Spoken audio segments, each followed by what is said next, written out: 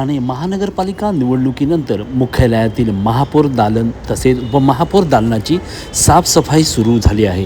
ठाण्याच्या महापौर कोण होणार याबाबत उत्सुकता आहे. शिंदे सेना व भाजपने महायुती म्हणून निवडणूक लढवली असली तरी सत्ता स्थापनेबाबत दोन्ही पक्षाकडून दावे प्रतिदावे केले जात आहेत. आपण पाहत आहात ठाणे महानगरपालिकेच्या मुख्यालयातील उपमहापौर दालनामध्ये ठाणे महानगरपालिकेचे कर्मचारी साफसफाई करत आहेत.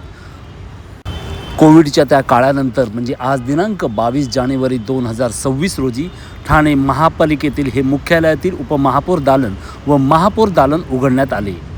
पालिका निवडणुकीमध्ये 131 नगरसेवकांच्या सभागृहात शिवसेना 75 जागांसह सर्वात मोठा पक्ष ठरला, तर भाजपने 28 जागांवरती विजय मिळवला आहे. पालिका निवडणुकीत शिवसेना आणि भाजप युतीला बहुमत मिळाले असले तरी निकालानंतर भाजपने शहरभर केलेल्या बॅनरबाजीमुळे ठाण्यात राजकीय वर्तुळात नव्या चर्चाला उधाण आले आहे.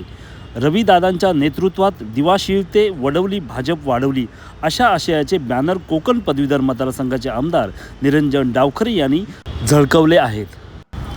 ठाणे महानगरपालिकेच्या या दालनामध्ये कोणाची वर्णी लागते महापौर व उपमहापौर पदासाठी हे ठाणेकर नागरिक पाहत आहेत. महा 83 डेली न्यूजसाठी संपादक समीर मार्कंडे. धन्यवाद.